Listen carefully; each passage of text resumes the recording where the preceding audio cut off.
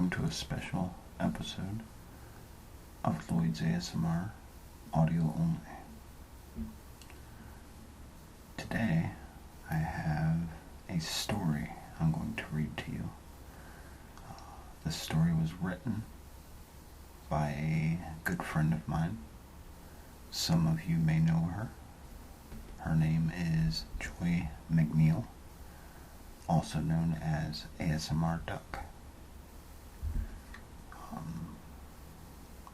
So I'd like to give a big shout out and thank you to Joy for writing this story for me. The story is called The Judason Project, Teal Reborn. And with that said, we shall get started. It isn't any use trying to resist me. You are coming with me, whether you like it or not. Teal felt the magnetic handcuffs seal around her wrists as the law defender grasped her firmly from behind the back of her head and yanked her by her hair towards the patrol shuttle.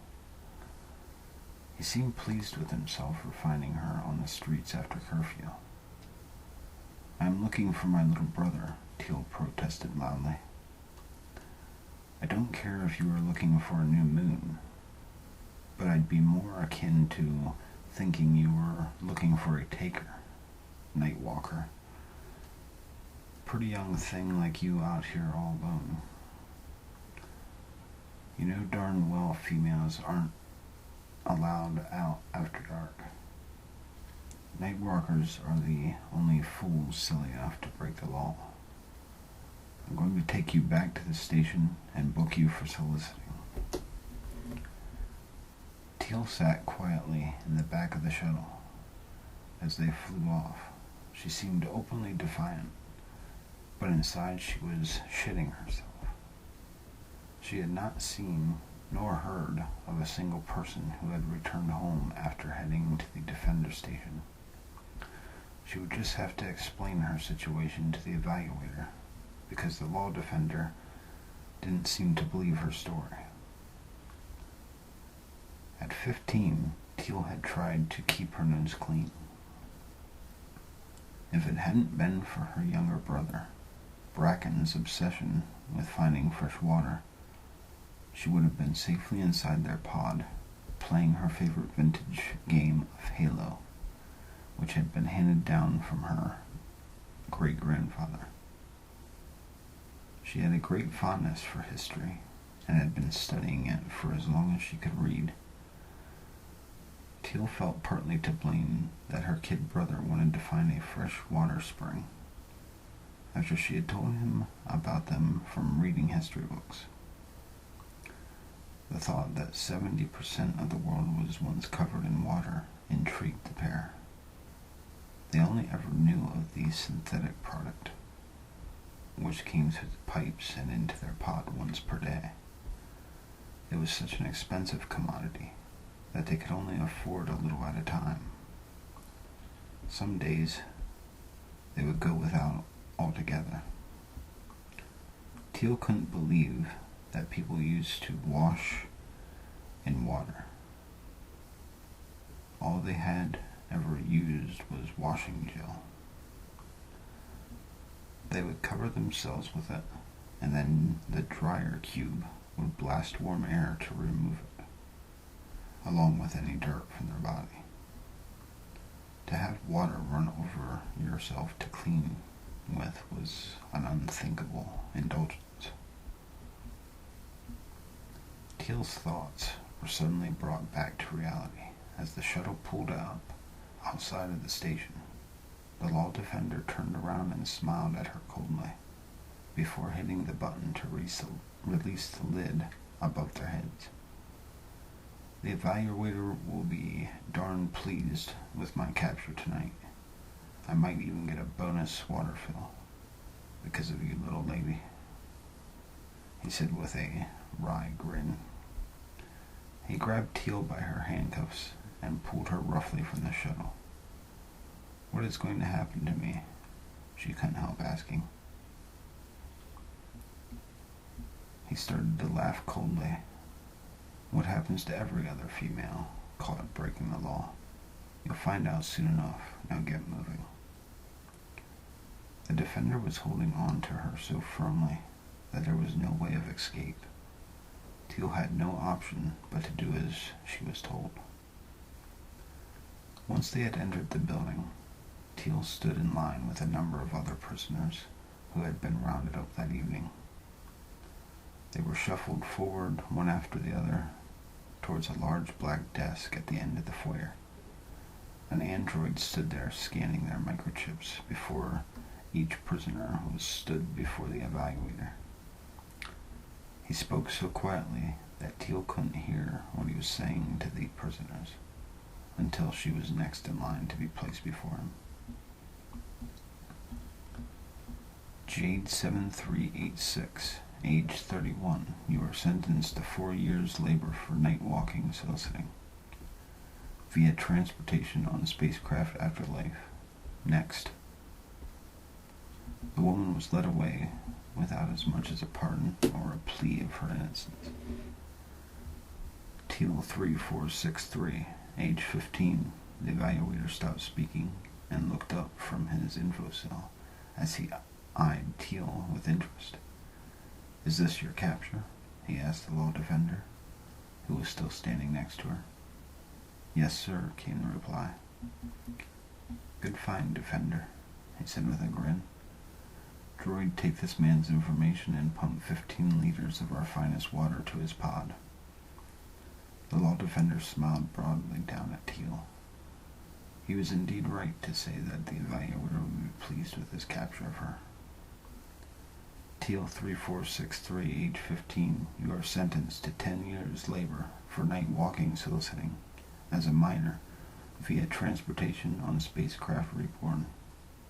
Next. You can't do this. It is all lies. I'm innocent. Teal yelled at the top of her lungs as she turned and made a dash for the entrance door.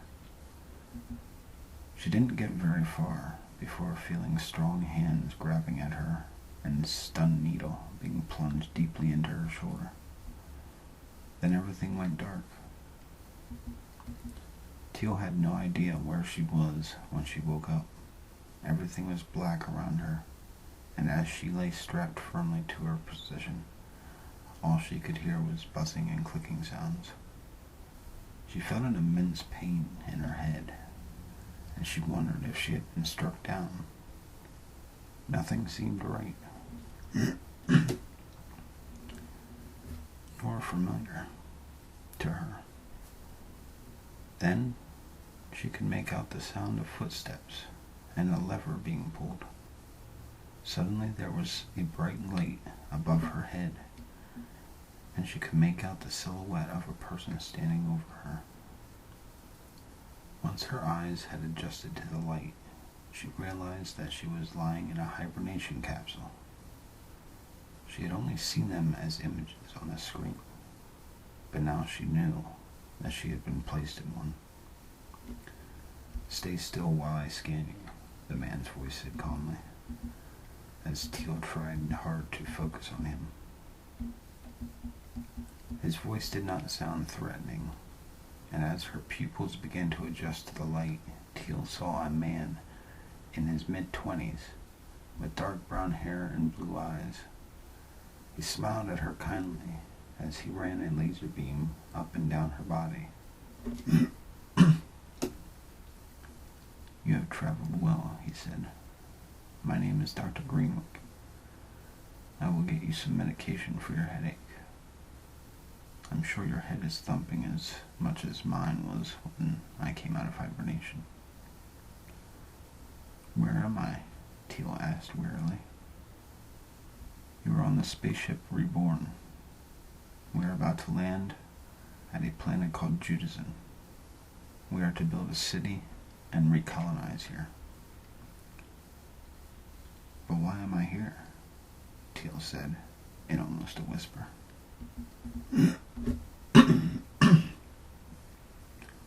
Because because you were sentenced as a night walker and are fertile, just the same as every other female who have been chosen to colonize this planet, he answered plainly. That is a lie. I have never been, nor shall I be a night walker, Teal replied angrily. Well, I know nothing of your life before you entered this spaceship. My job is to maintain the health and well-being of those chosen to colonize Judason. However, I suggest you make the best of your new life, as there will not be another ship to take you home for at least 10 years. Then, of course, you will have your offspring to consider before you think of leaving. I am not planning to have any offspring.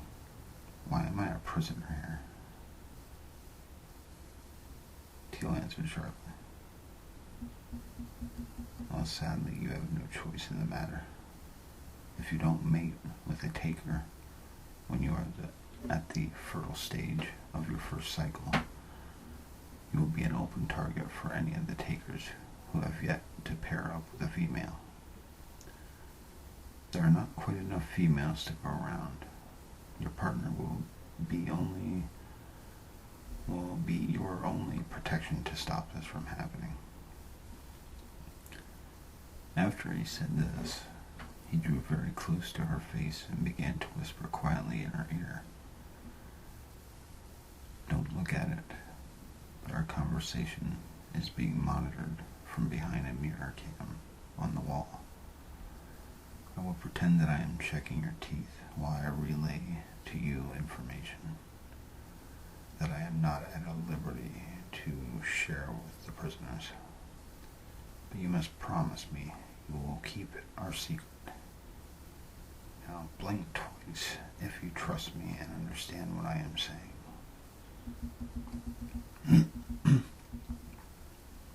Teal looked closely into the doctor's eyes, and she saw an honesty about him. She had also heard horror stories about takers. It appeared they preyed on females without any concern, and even though their practice was illegal on Earth, it was rife. She had no option but to trust this man, so she quickly blinked twice.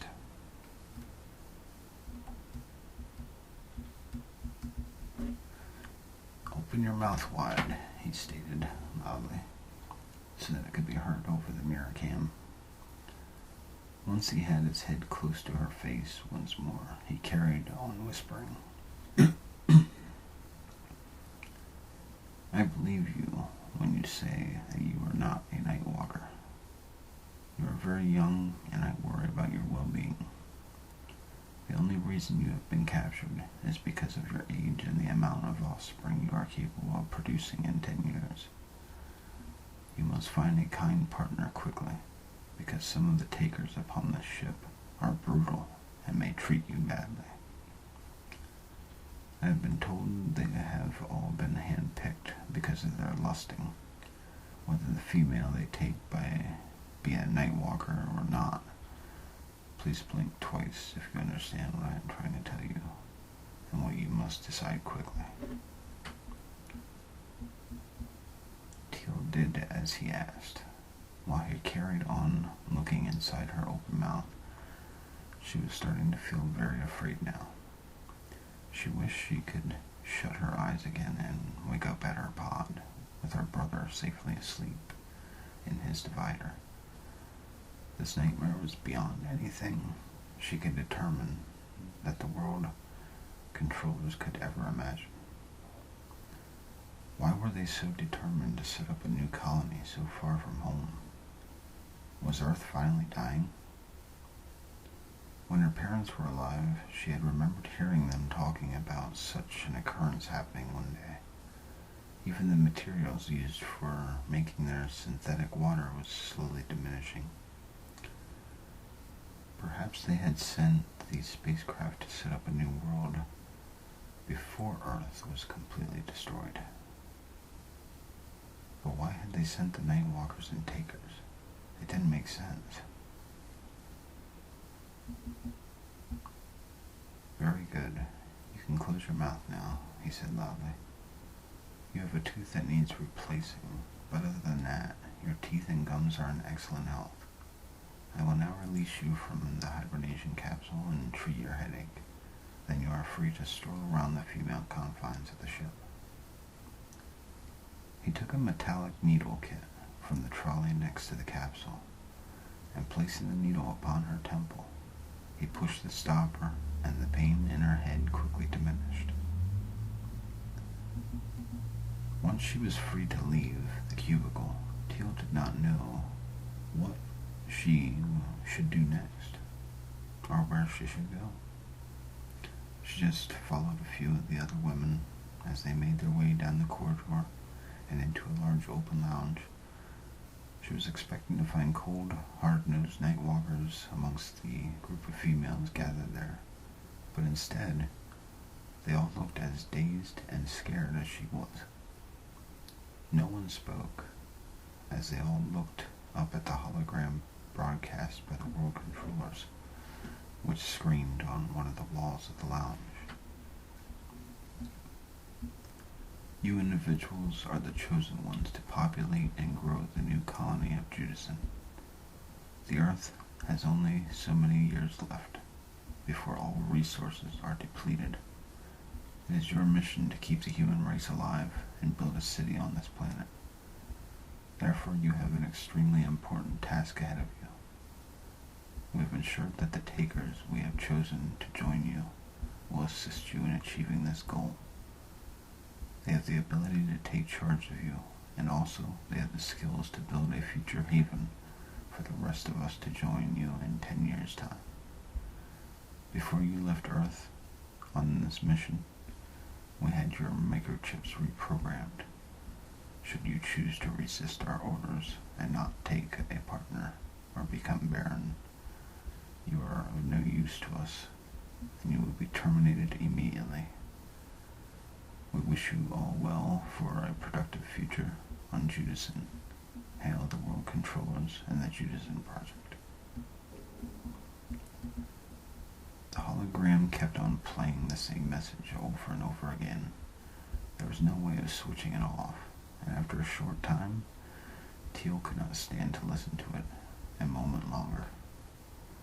She ran from the room as tears started to appear at the corner of her eyes. She didn't want the other women to see her in a weak state, as she fought with herself internally to stay emotionally strong. It seemed to be the only way she would be able to cope with what lay ahead of her. Teal walked back towards the room she had come from, when suddenly a message could be heard across the entire ship, which came out of nowhere. All passengers on board the Reborn, this is your captain speaking. Every member upon this ship has now come out of hibernation. We will be landing on Judason in 5 minutes. The ship's doctor has screened all of you and informed you of what is required of you. Therefore, once you leave this ship, all night walkers are to choose a partner from the takers you have been provided with. You have 1 day to achieve this task, so choose wisely, as this partner is to be your soulmate for the rest of your future on Judason. If you do not take a partner within this time frame, you are of no use to the project, and you will be terminated. We have a contingent of droids to take control of law enforcement on the planet. However, it is up to each individual to remain calm and focused on the tasks you have ahead. I wish you all well as you build the city. Once all the cargo is unloaded from the ship and we have taken on fresh supplies, the ship and its crew will be returning to Earth. That is apart from Dr. Greenwick, who will remain on the planet as your advisor and medical officer. Good life to you all, and good luck.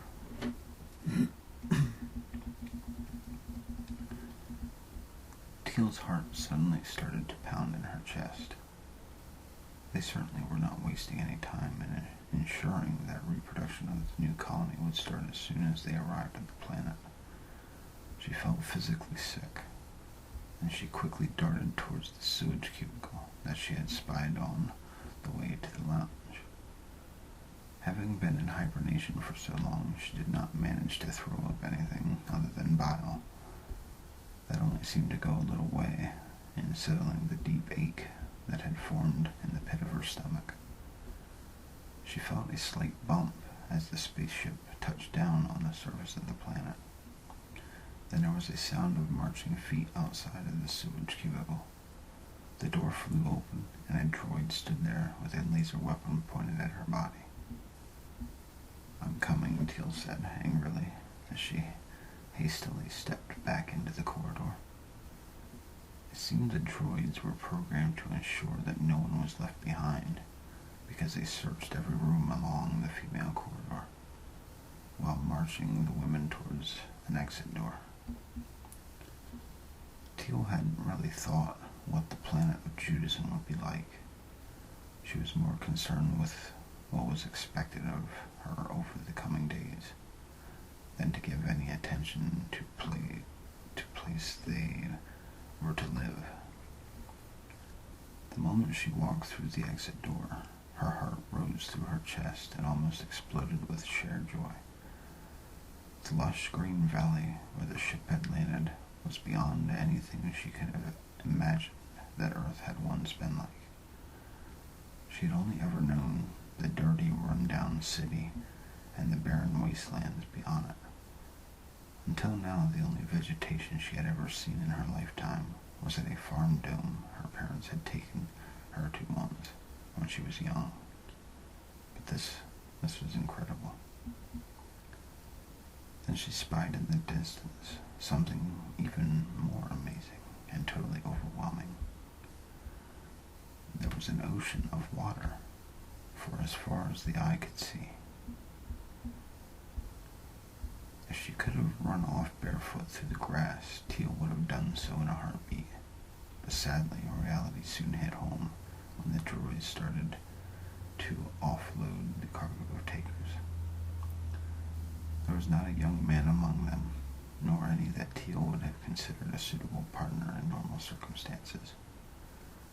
The fact that as soon as they saw the women standing there, the look of lust upon some of their faces frightened her even more.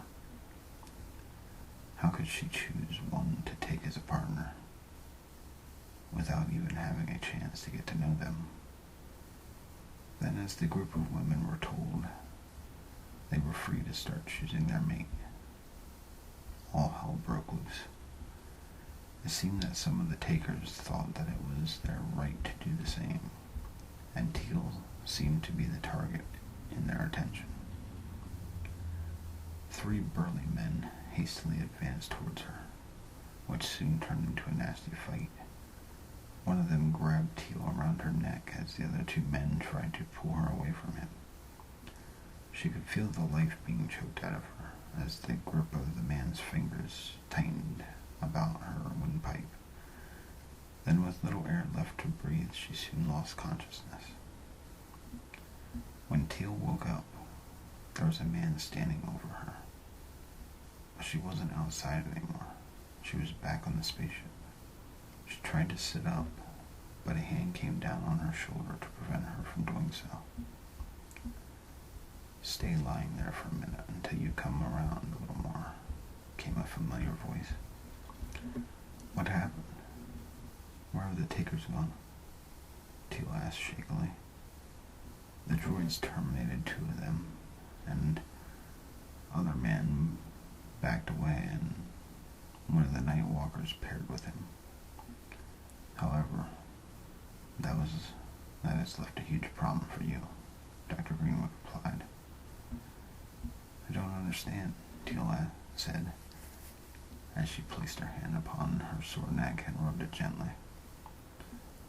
"We do not have any takers left. There is no one to pair with you." Unexpectedly, several fights broke out, and a number of other takers were also terminated by the droids. "You are the only female left without a partner, and I do not have the authority to change the ruling set down by the world controllers. When the day is over, you will be terminated, as they have no use for you now. Teal felt the cold realization of this fact grip her with fear. She had done nothing wrong, and yet she was to be punished in the most brutal way imaginable. What about the other ship? They will have takers on it too, the evaluator told the prisoner before me. She wouldn't be on the ship afterlife. Can't I wait until that ship arrives and pick a taker from them? There is no other ship by the name of Afterlife, Teal, Dr. Greenwood replied quietly. The prisoner before you would have been over 30 years old, and she would have been taken away and terminated. I'm not ready to die, Teal said in a shocked voice, looking up at him with a fearful face. What if I choose you as my partner? You are staying on the planet with us, aren't you? Dr. Greenwood looked down at her with surprise upon his face. I don't know if they will allow me to take a partner. I'm not a taker. I have been authorized to live on Judason only as an advisor and medical officer.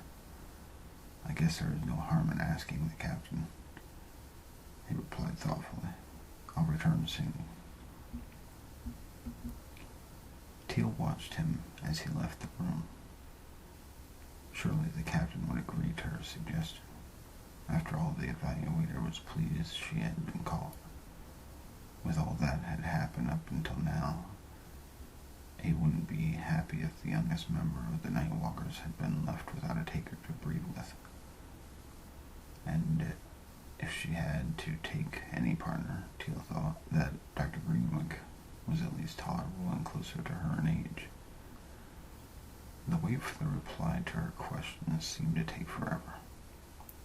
Teal had no idea how long she had been unconscious, nor how much of the day was left before her life would come to an abrupt end. She wondered what death would be like and shook her head angrily, trying to relieve it of such negative thoughts. She still had a chance to live, even if it was a slim one.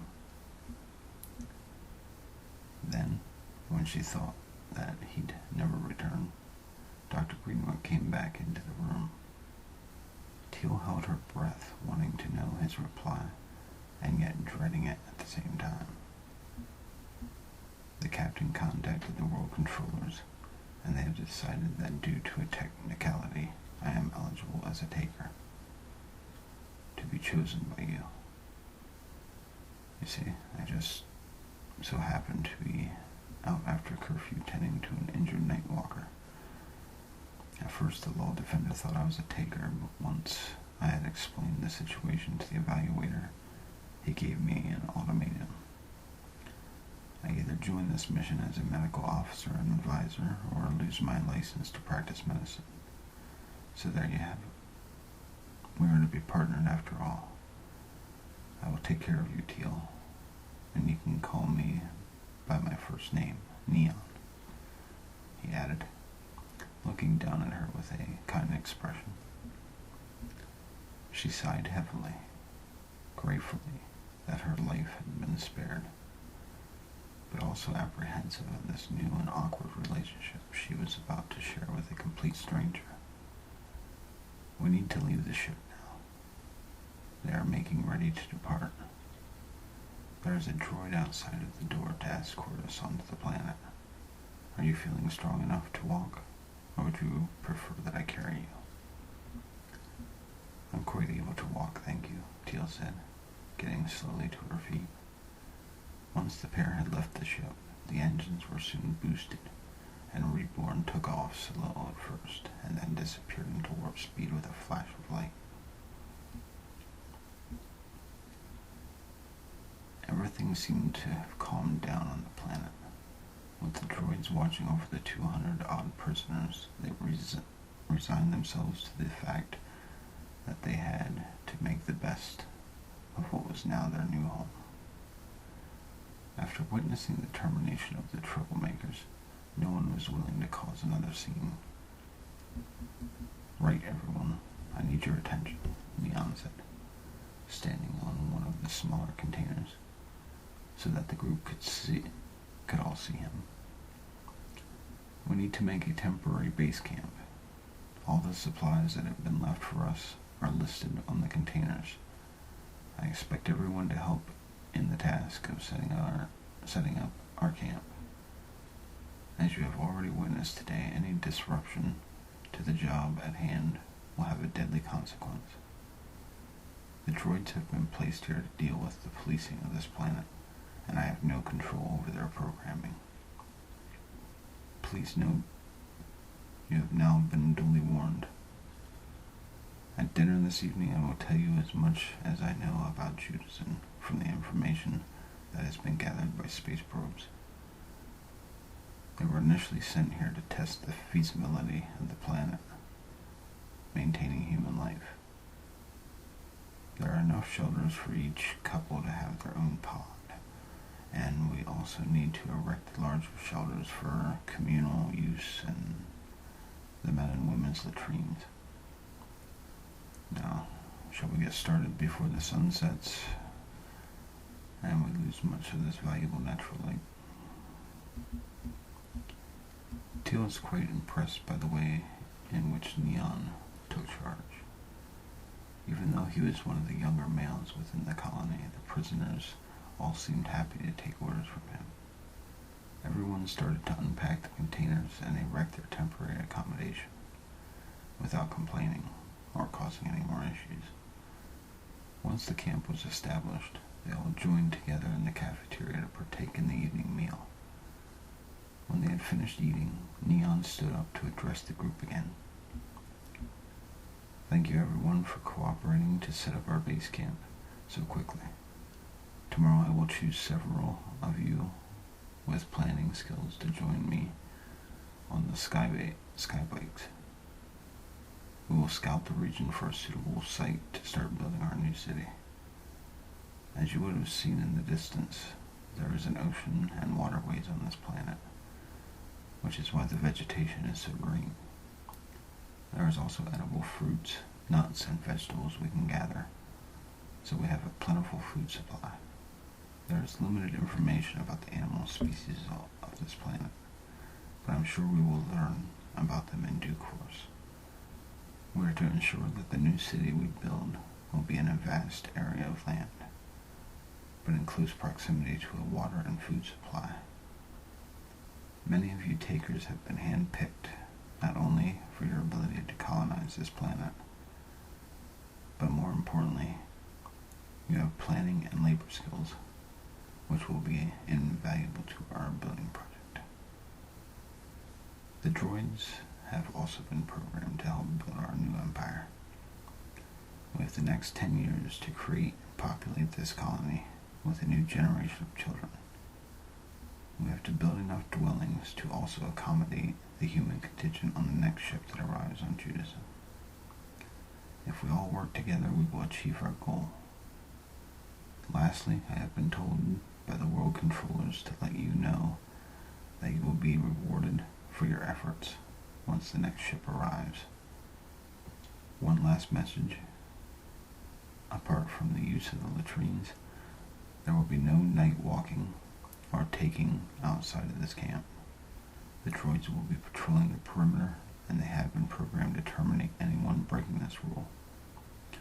I do not wish to see this happen, so please ensure you stay within the campsite. That is all. Thank you for your attention." There was a murmur from the group when Dr. Greenwick had finished speaking.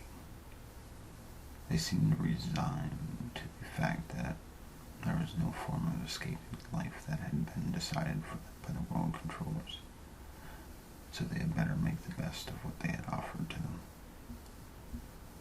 As darkness fell, every couple went to their respective pod tents. Teal had thought that the pods would be small inside, but in fact they were quite roomy.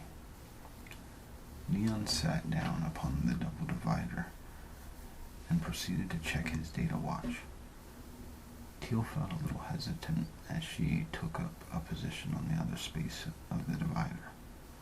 Although she was educated as to what was required of her in a mating ritual, because of her age, Teal had never had a partner.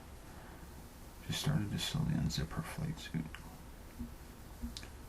"I don't think it is a very good idea to take your suit off to sleep. It can get very cold here at night, I've read," Neon replied when he heard what she was doing. Teal looked at him with a confused expression on her face. "But I thought—" "Not yet," he answered, before she could say any more. "You still have another week before you are ready to conceive. It is something I had to make note of when I scanned you, and I do not think like a taker," he said calmly. Teal felt stupid as she quickly zipped her suit back up and climbed into her portion of the divider. "You do realize there is another option for you to conceive," he added, when she remained silent. "Sorry?" Teal replied in a puzzled tone. "Before you are ready to ovulate, I can artificially inseminate you," Neon replied casually. "And you think that will make me feel any better about the whole miserable situation, do you? That procedure is just as invasive for me to deal with. I wouldn't become pregnant at all if I thought that I still had a chance to live." Teal almost spat out the words. She was so incensed by what he was suggesting. "Teal, do you think this is easy for me to get my head around? As I said to you, I'm not a taker.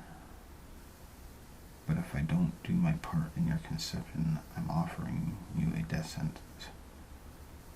For a man of my profession, that is not a most desirable position to be in. I'm just trying to give you another quick and easy option that you might feel more comfortable with. I'm sorry that the thought of it seems to have infuriated you so much." "I'm going to sleep on the ground," she replied, taking a space cover as she moved off the divider.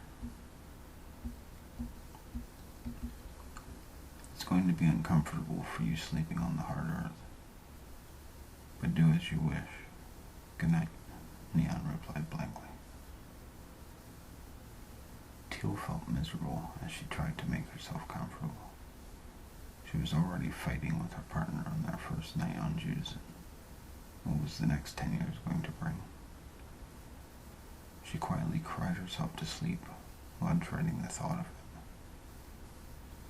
It was in the early hours of the morning when Teal was suddenly woken by a sharp pain on her leg, and she could feel something crawling across her foot. She cried out in fear. It didn't take Neon long to activate the night switch, and he came over to see what was the matter. They both watched on as a large red insect with numerous legs scuttled away from Teal's foot across the floor and disappeared through a crack in the pod's door. "It bit me," Teal cried out, looking up at Neon with a fearful face. "Keep calm," he replied, as he flicked on his data watch. "It's okay, the information on here states it is a blood-sucking bug and is not poisonous." "So that makes it alright for attacking me then?" Teal replied sarcastically, as she rolled up the leg of her flight suit to survey the damage the bug had caused. Neon said nothing to this comment while he took a treatment laser from his medical kit and ran it over the wound site. "There, no harm is done. You shouldn't feel any more pain. Now get back onto the safety of the divider and stop acting like a child." Teal opened her mouth as if she was going to reply to him, but instead she just sighed deeply. She did as he had told her, though, and once back onto a comfortable bed, she soon fell back to sleep. The warmth of the sun shone brightly upon the pod as Neon gently shook Teal awake. "Up you get, sleepyhead. We have a full day ahead of us. The only way I can protect you at the moment is for you to ride with me. So you're going to have to tag along with the scout group when we head out this morning." For once, Teal decided that Neon's suggestion was a credible one. She was excited about the prospect of seeing more of the area that they had been dropped at, and she wasted no time at the dryer cube, so that she was ready to depart with the others who had been selected for the scout group. Even though there was no way of their escaping the planet, a droid accompanied them as they started up the skybikes. Teal had never had the opportunity to ride on a skybike before, but it was something she had always wanted to try. Neon instructed her to take up the pillion seat behind him and put her arms around his waist. At first she felt a little awkward, being so close to him, although she soon lost any concern as they rapidly departed from the base camp, heading north.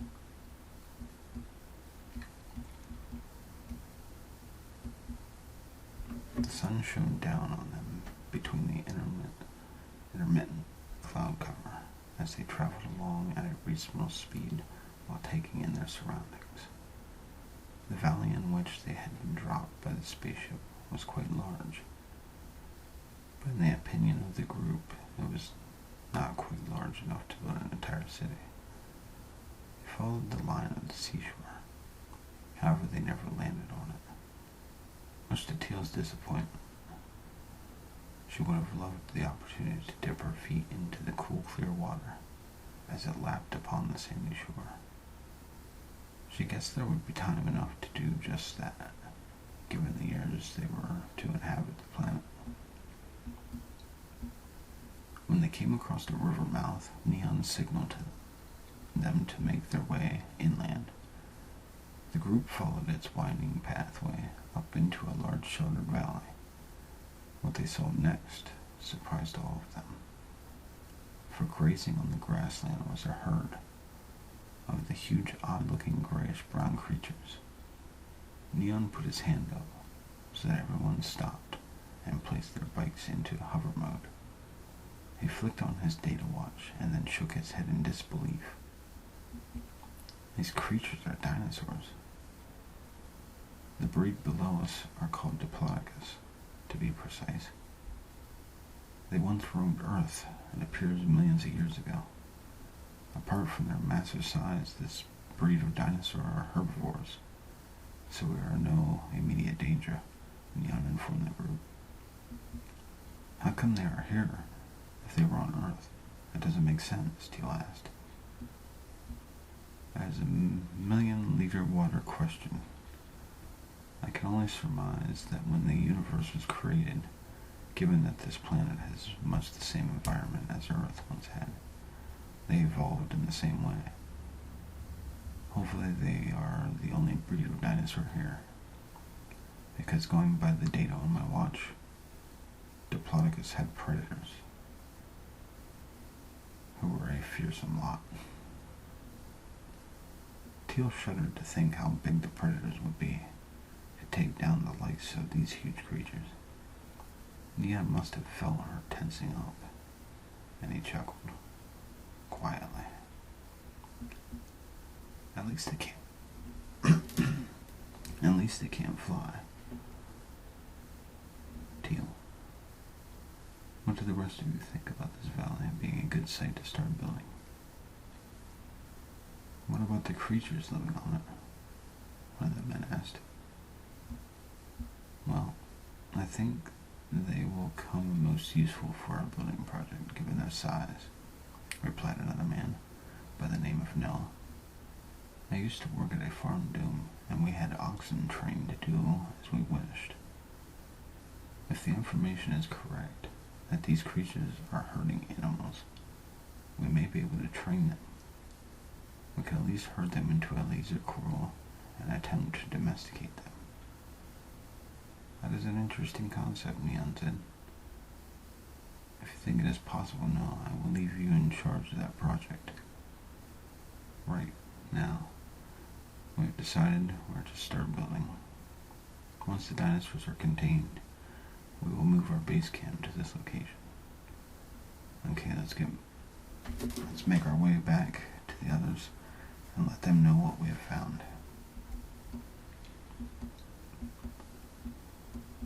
The following week was a very productive one for the colony. It appeared that Noah was correct in his assumption about the Diplodocus, even though they were huge in comparison to the humans. They were not very clever, and when given food rewards, they were soon doing simple tasks for their trainers. The new campsite had a commanding view of the valley, and everyone seemed to be settling into their new surroundings. Even Teal and Neon had warmed a little more towards each other, and when the time came for her to conceive, they spent their time together with mutual understanding of what needed to be achieved. As time went by, the bare valley in which the colony had settled was transformed into a huge building project.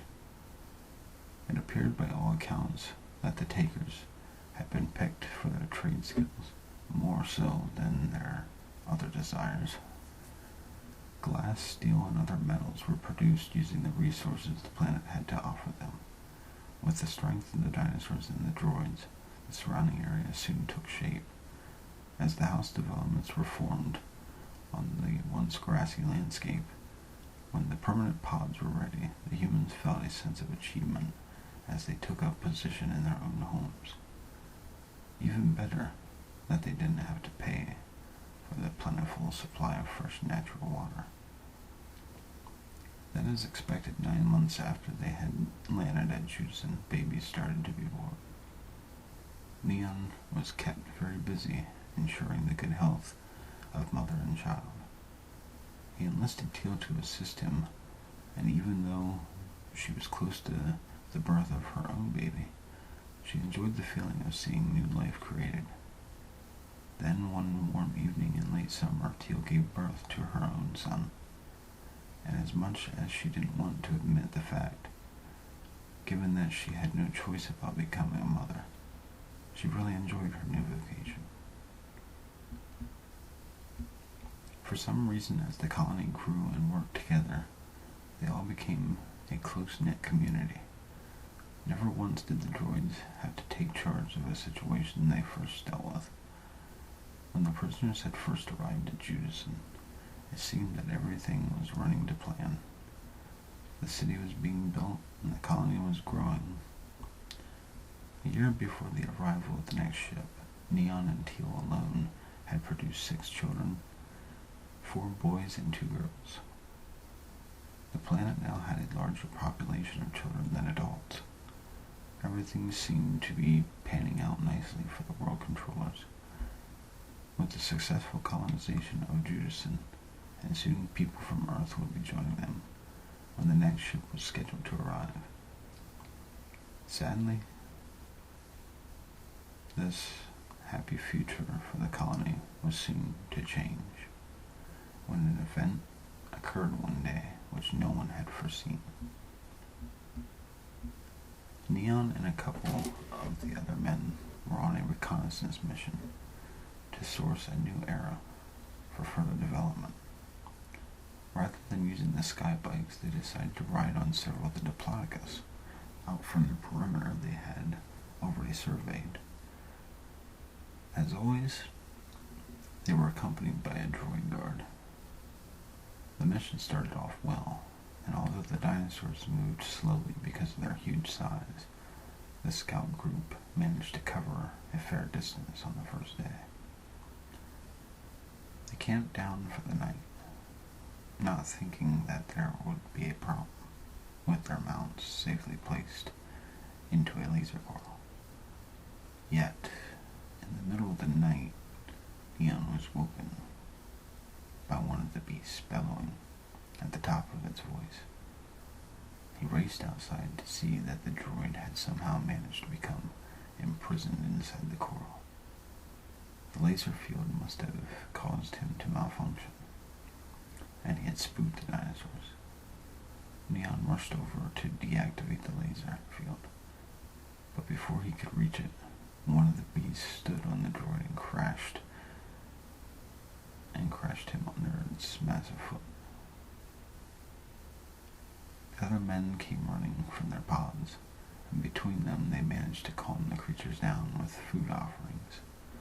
While the dinosaurs were busy eating, Neon turned off the laser field and pulled the remains of the droid away from the creatures. "It is okay, men. You can go back to your pods now. Thank you for assisting me to calm the dinosaurs," Neon said to the others, while he stood looking down at the crushed remains of the droid. It was then, in the light of the two moons, that he noticed tiny, bright red glowing microchip. He picked it up and turned it over in his fingers a couple of times before taking it back to his pod. Once inside, Neon hesitated for a second, and then flicking open his watch, he placed the chip into the microprocessor. What happened next was beyond belief.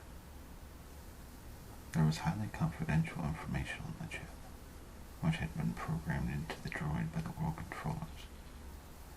It appeared that, an hour before the new spaceship was to arrive on the planet, the droids had been programmed to terminate everyone on Judason who was over the age of 10. The whole project was a farce.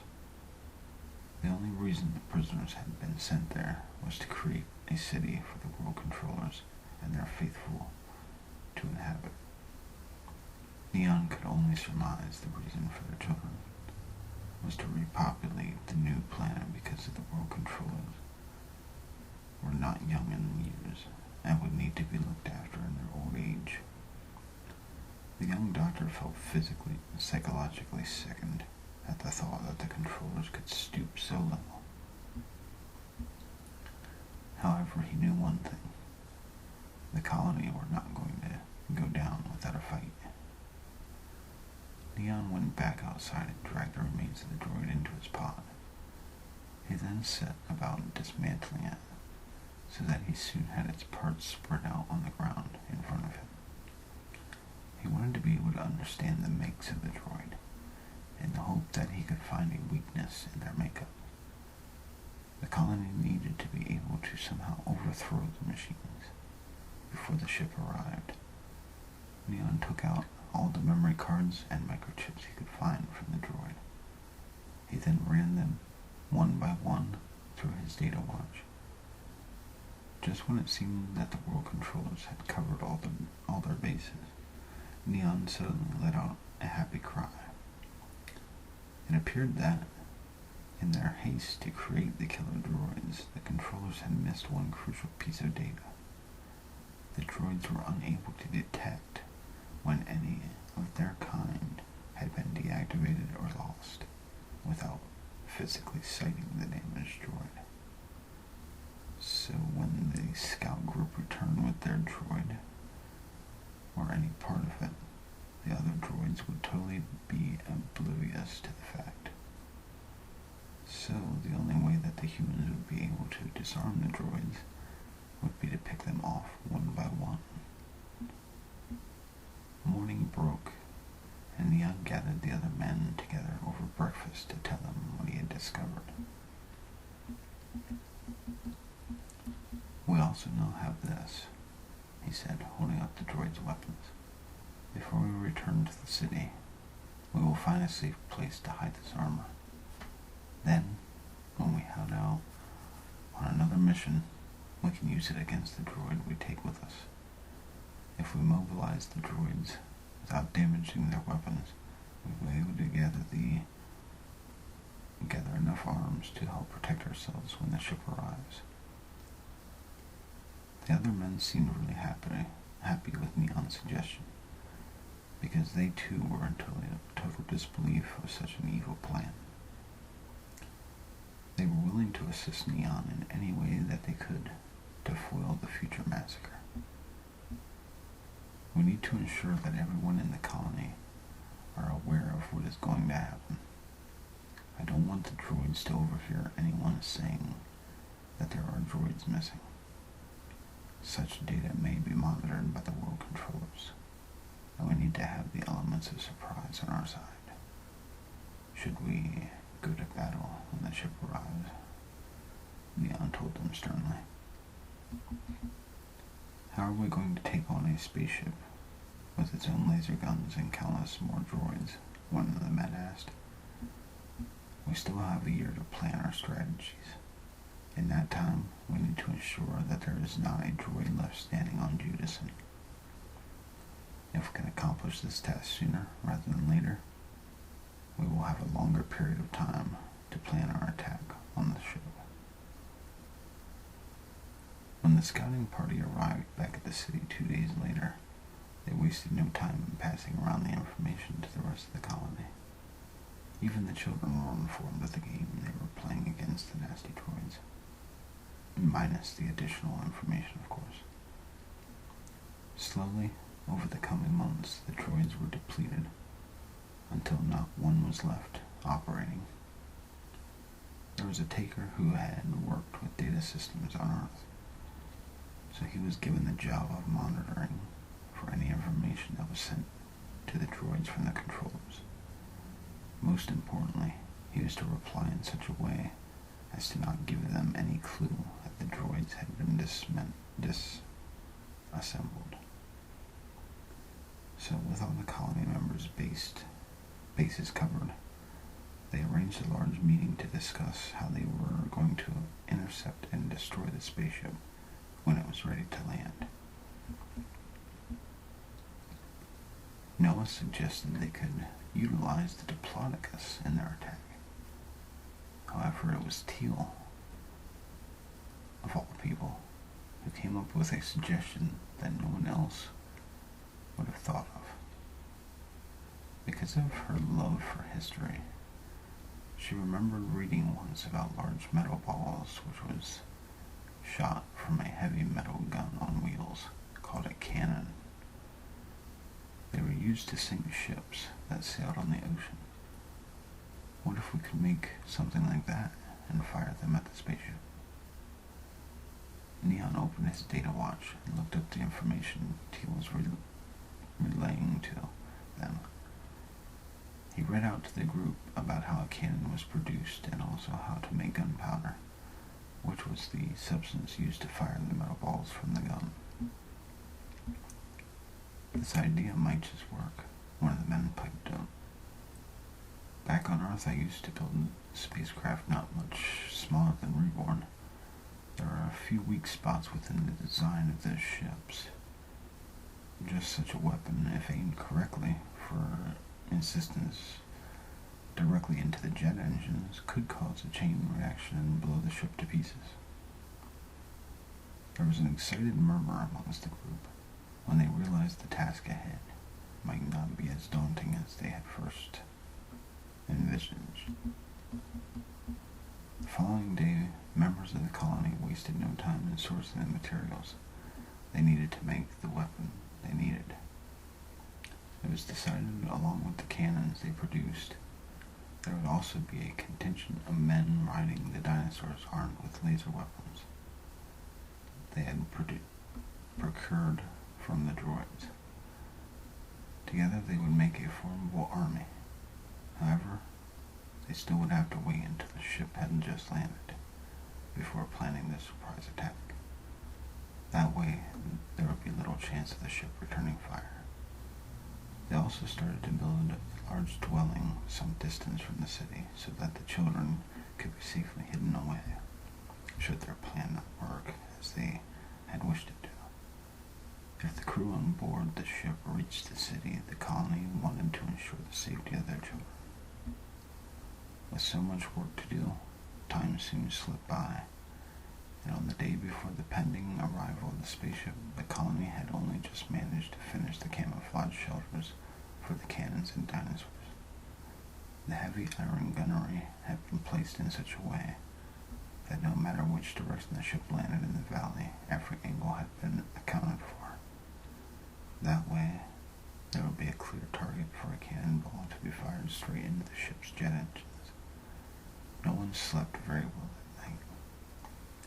All were lost in their own thoughts of the looming battle they would be facing the following day. Early the next morning, all the children were taken to the shelter. Neon instructed Teal to stay with them. However, she would not hear of it. This is my battle too, Neon. There are enough other mothers at the shelter to take care of the children. I shan't miss the opportunity to stand alongside you and fight for everything we have created on this planet. Neon knew better than to argue with his partner. Teal had been so much a part of his life for the past 10 years, and he was proud that she was such a courageous, strong individual. Come with me then, he said, taking her to the weapons supply area.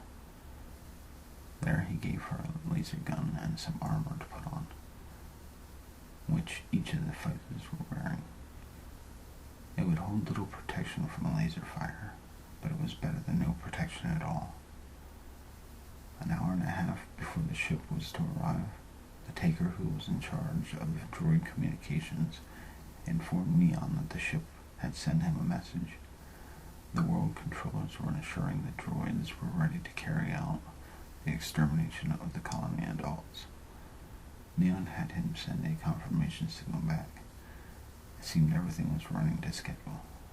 The controllers had no idea that their plans had been foiled. Everyone took up their positions around the valley with their eyes scanning the blue skies above. Then, and at a moment sooner, 1.5 hours after the message had been sent, Reborn, the same ship that had carried them to the planet 10 years earlier, entered Judason's atmosphere. It hovered for a moment high above their heads, and then slowly it descended until it was touching the ground. Now, Neon yelled, and over the sound of the jet engine shutting down, there was a roar of cannon fire, as every one of the cannon's balls flew through the air and hit the ship from every direction. Teal was helping Neon man the cannon which faced the huge engines. She felt her heart enter her throat as she watched the hard bronze ball fly from the end of the cannon and hit its intended target with a deadly accuracy. Then, as planned, the ship started to explode, one area after the next. The escape doors at the front of the craft flew open, and people and droids could be seen running from the ship.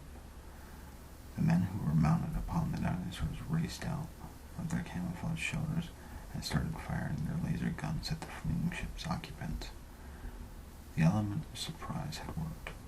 However, the uncommon survivors of the ship were not going to give up easily, as they started to return fire.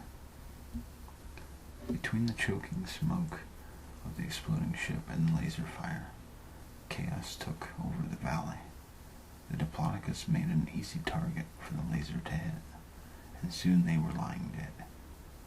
The riders that were not crushed under their falling beasts carried on firing at the oncoming attackers. Neon signaled Teal to put another bronze ball in the cannon, as he pulled the base around so that the cannon was repositioned to face the onslaught again. A ball whizzed through the air and landed onto the group, killing several members and a droid. As soon as the others saw what Neon was doing, they followed suit, turning their cannons on their enemies until there was no one left standing. The colony members slowly advanced forward to check they had killed all the crew members that had escaped from the burning ship. They couldn't believe they had managed to achieve their goal without too many losses to their own people. Neon bent down and ran his scanner over each person as they moved towards the burning ship. It seemed the colony had indeed accomplished their goal, because all humans he had scanned so far were dead. He pulled one man over onto his back when the scanner picked up a heartbeat. Teal held her laser gun in position ready to fire should the man cause a problem. She gasped when she recognized his face.